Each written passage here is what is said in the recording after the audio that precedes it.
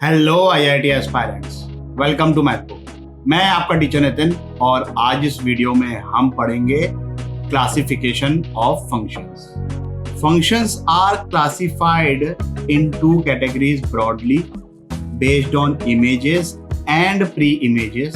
Images के basis पे जो क्लासिफिकेशन है वो है 1-1 मैनी 1। प्री इमेजेस के बेसिस पे जो क्लासिफिकेशन है वो है ऑन-टू इन-टू। आज इस वीडियो में हम सिर्फ 1-1 मैनी 1 कवर करेंगे। नेक्स्ट वीडियो में we will be dealing with onto into. तो आइए देखते हैं कि कौन सा फंक्शन क्या कहलाता है।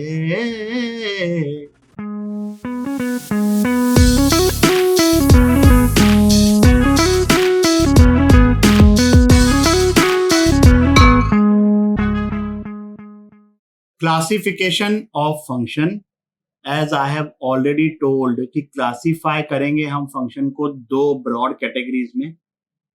पहली कैटेगरी ये 1-1 मैनी 1, दूसरी कैटेगरी ऑन-टू और इन-टू। इस वीडियो में हम सिर्फ इसके बारे में बात करेंगे, इसके बारे में नेक्स्ट वीडियो में ऑब्वियसली। 1-1 का एक और नाम होता है इंजेक्टिव, ऑन-टू का एक और नाम होता है सर्जेक्टिव। अब समझते हैं कि 1-1 फंक्शन होता क्या है भाई। अब function f defined from a to b is said to be an 1-1 or injective if different element in set A has different images in set B।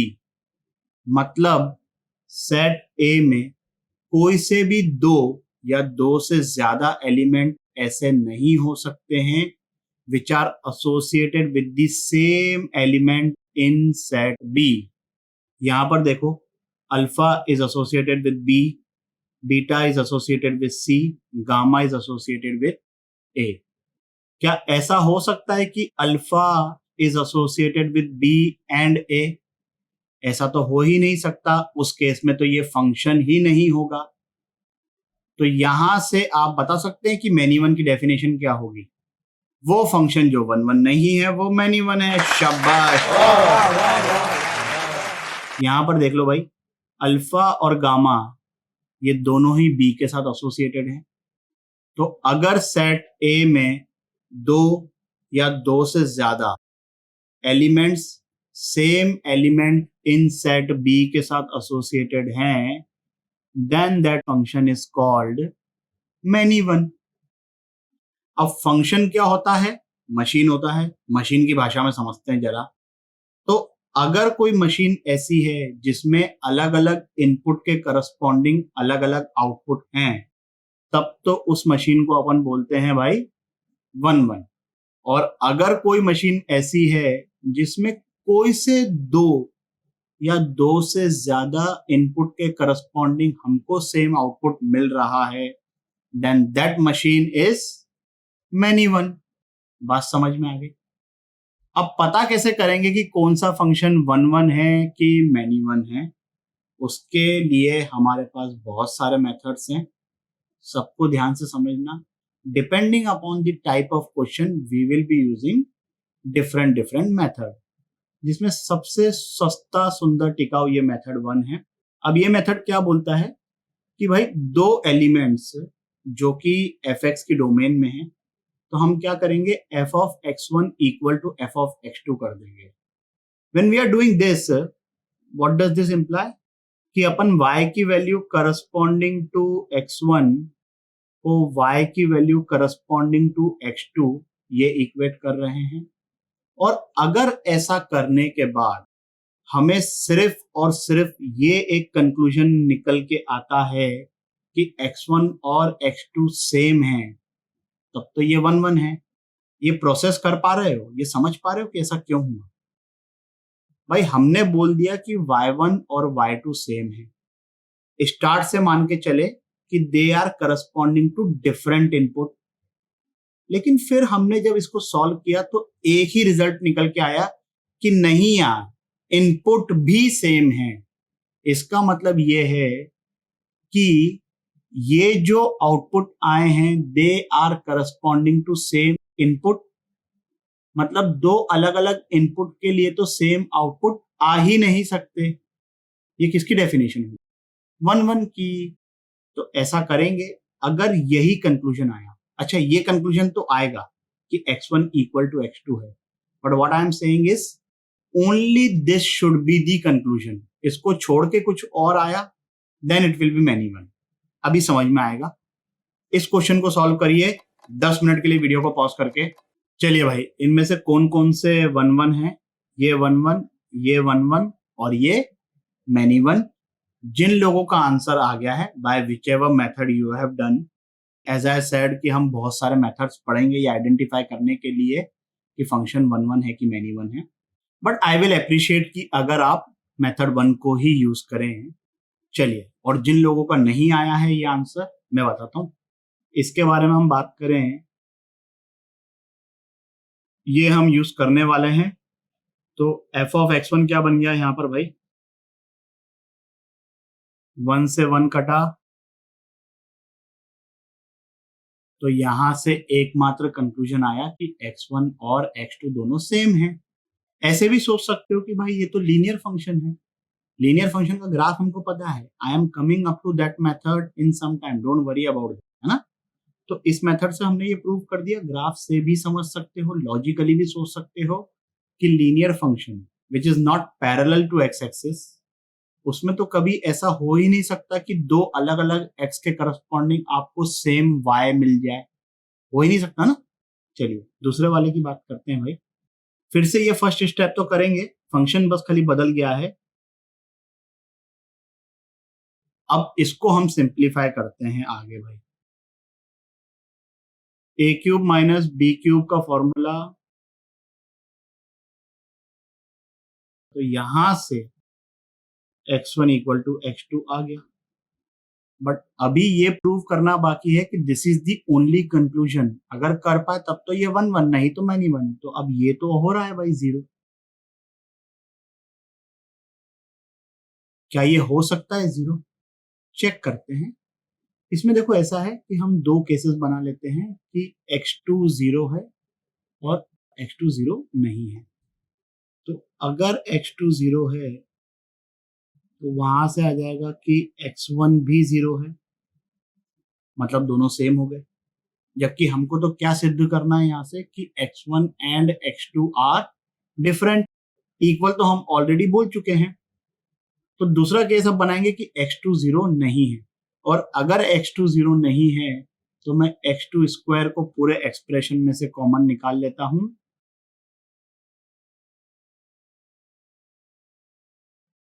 अब x2 0 नहीं है तो इसको भगाओ यहां से। x1 बाय x2 को मैं ले लेता हूं t, so this is becoming t square plus t plus 1 equal to 0। ये क्वाड्रेटिक बन गई। बट ये ऐसी क्वाड्रेटिक है जिसके रूट्स इमेजिनरी हैं। इसका मतलब x1 bye x2 is imaginary. जबकि हम जब बात कर रहे हैं फंक्शन की, so we are talking only about real numbers. इसका मतलब ये 0 हो नहीं सकता, इसका मतलब ये 0 हो नहीं सकता। इसका मतलब this expression has only one conclusion and that is x1 equal to x2। मतलब ये हो गया 1 1। इसके बारे में बात करते हैं, फिर से वही करेंगे। f of x1 is equals to f of x2, so what we are getting is सब चीजें LHS में लेके गए। a square minus B square will be a minus B into A plus B. x1 minus x2 पूरे expression में से common निकाल लिया, तो ये तो इक्वल टू 0 हो सकता है, ये भी 0 हो सकता है भाई। और इस केस में इसके रियल सॉल्यूशंस हैं। So क्या x1 equal to x2 is the only possibility from here? No, we are also getting this as the solution. तो इसका मतलब ये जो है ये कैसा फंक्शन हो गया? Many one. आगे बढ़ते हैं नेक्स्ट अप्रोच की तरफ। ग्राफिकल अप्रोच सबसे बेहतरीन अप्रोच। फंक्शन का ग्राफ बनाओ और अगर एक लाइन भी ऐसी मिल जाती है जो कि फंक्शन को कट कर रही है more than one point which is parallel to X axis, then that function is many one. इसका मतलब क्या हुआ कि ये जो 4 पॉइंट्स हैं, इन चारों पॉइंट्स में एक्स कोऑर्डिनेट तो अलग अलग है, this is X axis, this is Y axis, है ना, समझ रहे हो ना बात को, लेकिन वाई सेम है, मतलब डिफरेंट इनपुट के करस्पॉन्डिंग सेम आउटपुट। तो ऐसे फंक्शन को हम क्या बोलते हैं, मैनी वन फंक्शन बोलते हैं। So graphical approach is the best approach. Problem क्या है, ग्राफ बनाना, बट थोड़ा बहुत तो हमको आइडिया है ग्राफ बनाने का, उतने को ही यूज करते हैं अभी। बाकी चीजें as I have already told कि एप्लीकेशन ऑफ डेरिवेटिव्स में हम बहुत ही डिटेल में सीखेंगे ग्राफ ट्रेसिंग।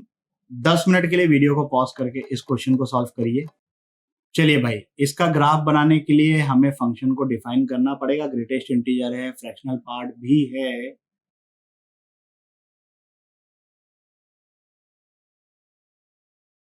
एक्स जब 0 से 1 के बीच में है, 0 included, greatest integer of x क्या हो गया, 0। fractional part of x is same as x because fractional part of x is x minus greatest integer of x, तो ये आ गया रूट एक्स।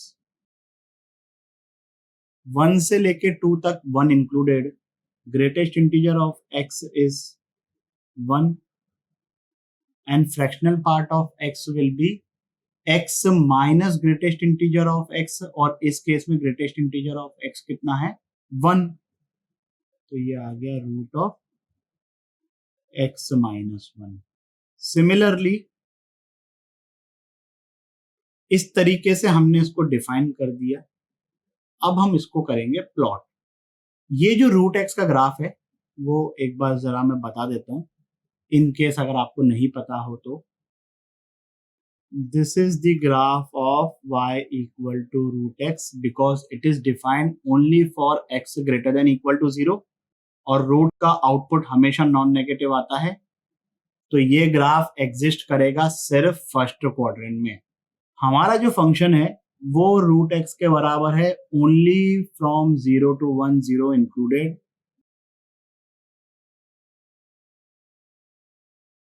अब देखो भाई 1 पे क्या हो रहा है, 1 पे दिस इज बिकमिंग 0, ये तो 1 है, और इसका जो ग्राफ है भाई रूट ऑफ एक्स माइनस 1 का शेप तो उसका भी इसके जैसा ही होगा, बस ये 1 की वजह से ये शिफ्ट हो जाएगा।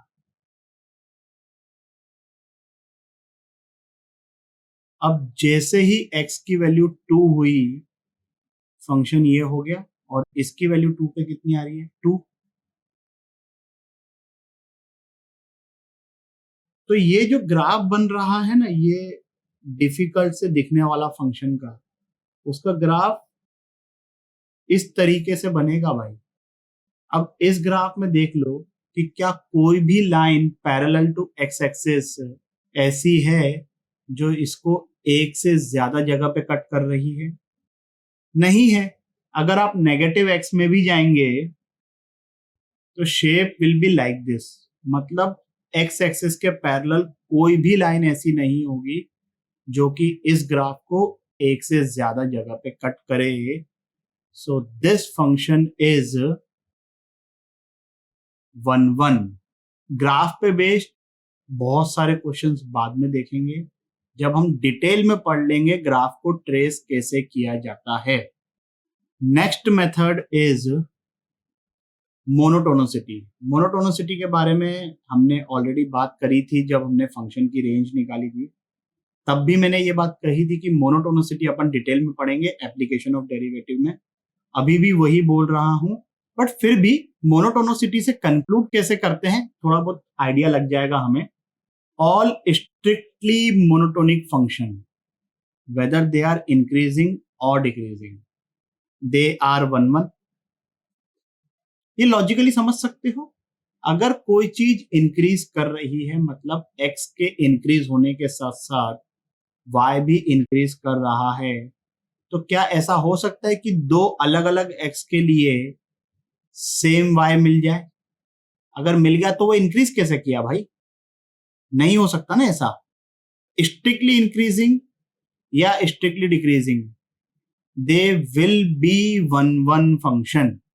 अब आइडेंटिफाई कैसे करते हैं कि कौन सा फंक्शन इंक्रीजिंग है कि डिक्रीजिंग है, वो हम डिटेल में बाद में पढ़ेंगे, लेकिन शैलो लेवल पर मैंने यहां पर लिख भी दिया है भाई कि ये जो भी इंफॉर्मेशन मैं लिख रहा हूं, ये कंक्लूड मत करना कि सर आपने तो ये बताया ही नहीं। जब राइट टाइम आएगा तब मैं एक एक चीज डिटेल में पढ़ाऊंगा। यहां पर भी जो चीजें लिखी हुई है they are correct, but surface level पर। अब आप लोगों ने थोड़ा बहुत फिजिक्स में पढ़ रखा होगा कि किसी भी फंक्शन को इंक्रीजिंग डिक्रीजिंग कैसे चेक करते हैं, डिफरेंशिएट कर देते हैं। वो डिफरेंशिएट करके चेक करने वाला method is valid only when the function is continuous.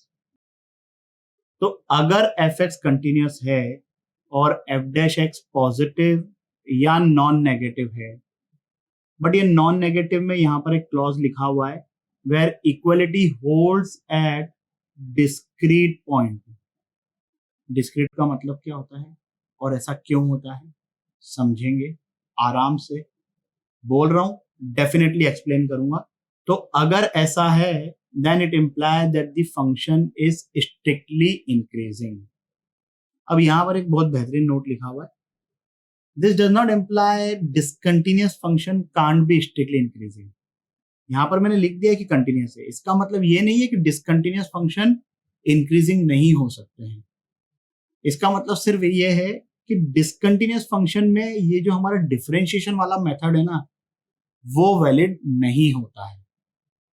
Differentiation वाला method valid is only for continuous function. Discontinuous function, this is discontinuous, it is increasing, but ये जो भी फंक्शन होगा इसकी मोनोटोनिसिटी को हम चेक डिफरेंशिएशन वाले मेथड से नहीं कर पाएंगे भाई। सेम चीज मैंने लिखी है for decreasing function as well.